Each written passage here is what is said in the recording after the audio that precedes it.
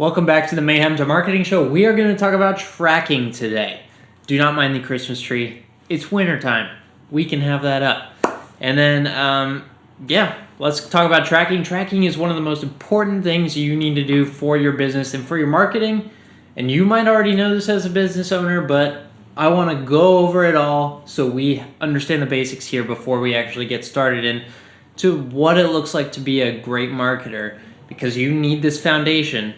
This is one of those foundations you need to have, and if you don't have it, we're about to get that for you. So stay tuned in, and let's talk about tracking.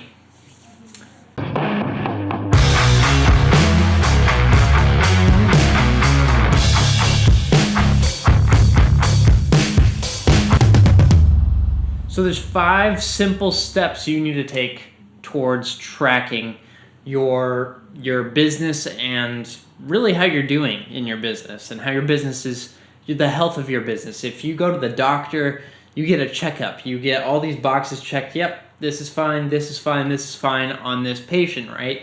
And you are that patient and your business is the patient, and you have to have these boxes checked. But what happens if you don't have any boxes? You need to set those boxes.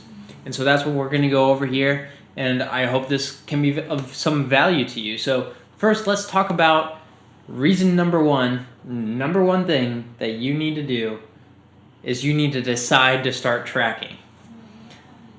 This is one of those things that, might be common sense to you, or this is something you feel like you need to be convinced of.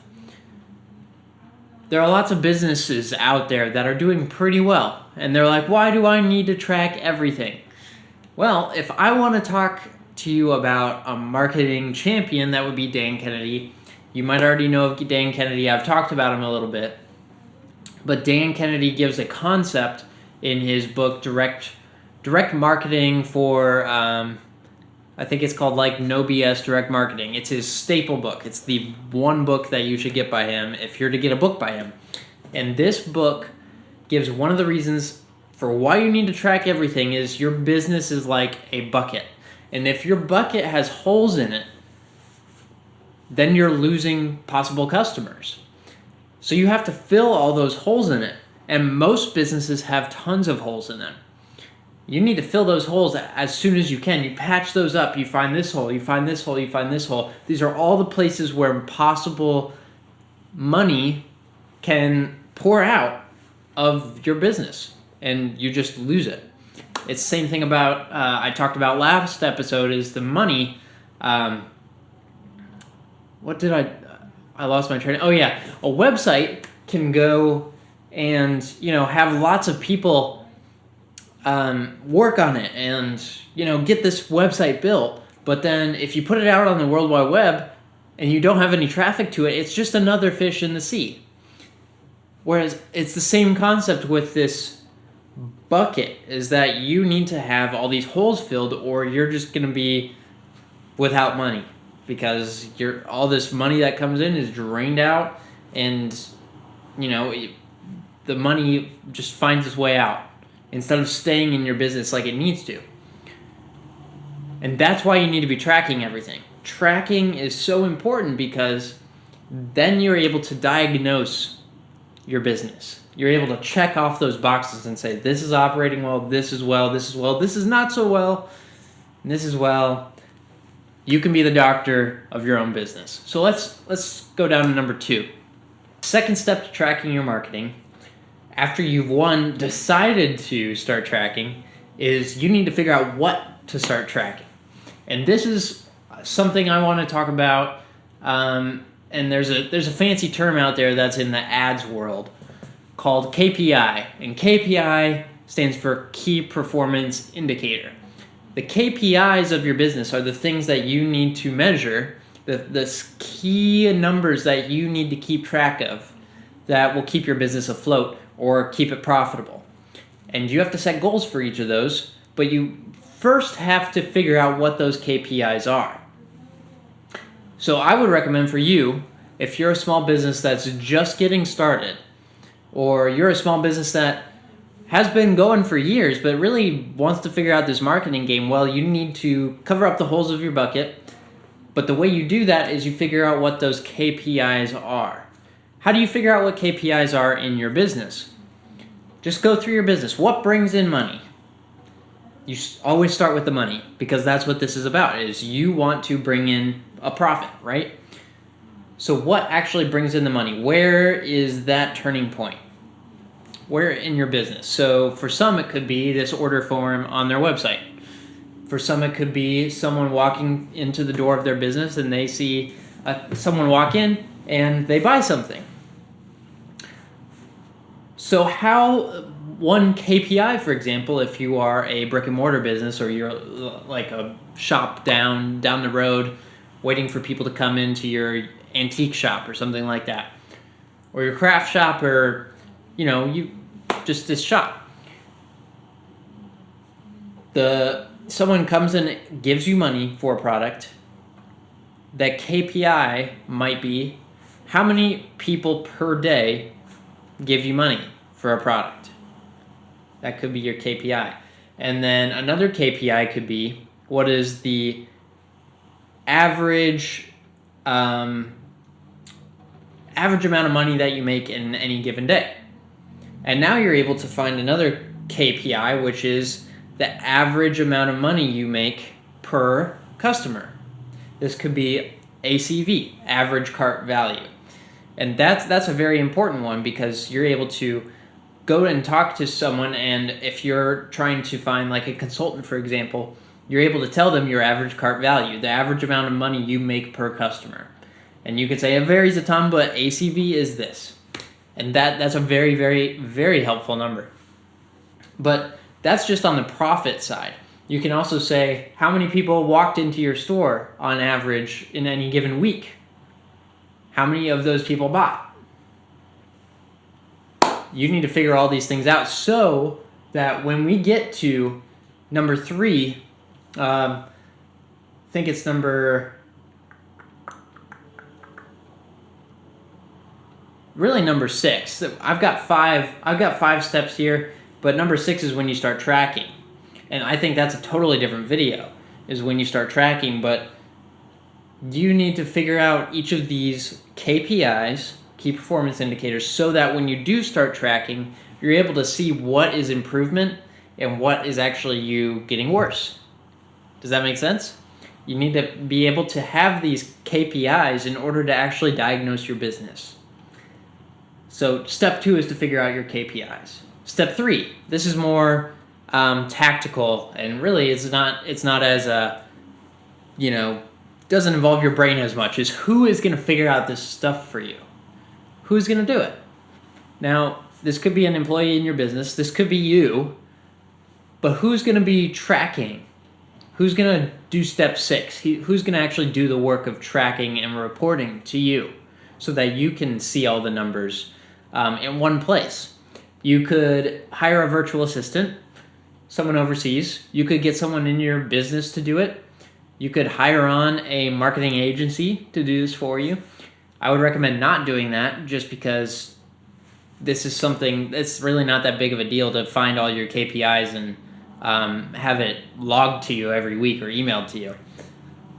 So just figure out who's going to do it and who's going to do it routinely, because you need to have it routinely, whether it's once a week or once a month, or something you just make sure you check in. But someone needs to be tracking this stuff and making sure it's put on a spreadsheet for you to see. So that's number 3. Who is going to do your tracking? Number 4 is, when will this tracking happen?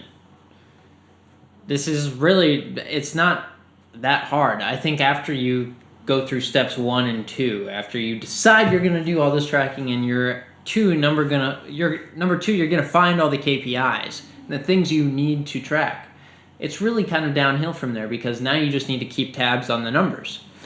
So when are you going to do the tracking? That really depends on the experience that you have with it. I think you need to just give okay, I'm going to look at this every week. And then you'll kind of figure out, hey, I really don't need to look at that every week. I probably need to look at it every month, because it really doesn't change all that much. But some things you might say, oh, I've been tracking it every month. I should probably do once a week, because this is a big number. such as like average cart value, or how many people walk into my store, but how many people leave without buying. That's a very, very important number. And I would try tracking that every week, not every month. And so it really just takes, practice about what exactly what these numbers are telling you, if they change a lot, what the best numbers are that you want to always be tracking. This is really up to you, but you have to be sure to be tracking and not lose sight of this because, as a business owner, it takes a lot of effort for you to do stuff like this. This is just another thing you have to add to your list. So you want to make sure you're doing it, even though your plate might be really, really full. If you're not doing this, it's going to be really hard to really make improvements in your business because you don't know where to check the boxes. You don't even know what boxes to check, and you've got holes in your bucket. You don't want that. So make sure you're tracking, and make sure you figure out when to track, because that'll help you a lot. That's number 4. Now, number 5 is how will you take action on these statistics that you actually do bring in as you start to track your first month, your second month, your third month of tracking. How are you going to take action on these things? This could take a lot of strategic planning on your part, because once you have these numbers, you have to now develop new plans for what needs to change in your business. If your average cart value is not what you want it to be, you need to change that. And how are you going to do that? Ooh, that's a whole different topic, because it really is case by case scenario. But that's for you to figure out, and that's for you to actually be effective on, and make sure you're not spending a whole lot of time figuring out every single thing. Make sure you've got deadlines associated with each project so that you're actually getting things done, and then moving on to the next thing and moving on to the next. It might be the case for you that your top 3 KPIs that you want to track are really reflective of how you've been suffering in your business. You've been suffering for a while, and then you see the KPIs and you're like, yep, I know those are bad. Those top 3 or top 5 KPIs are going to be hard to change. Those are the big ones, and you have to be patient for those. You need to find other KPIs under those that affect those top KPIs, and you need to be trying to change those as quick as you can, and then be patient about your top ones, because it takes a long time. It really does. And so patience is part of the game. If you're a business owner, you know that. So make sure you're patient, and make sure you are actually trying to aim very specifically as well.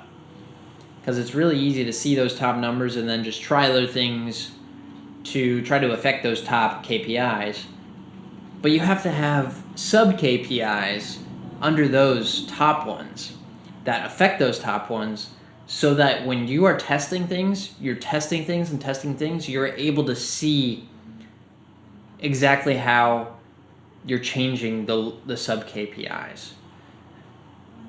In other words, if you remember back in science class, I think I've said this before in one of my episodes, is that you have all these dependent variables, but then you're testing one independent variable.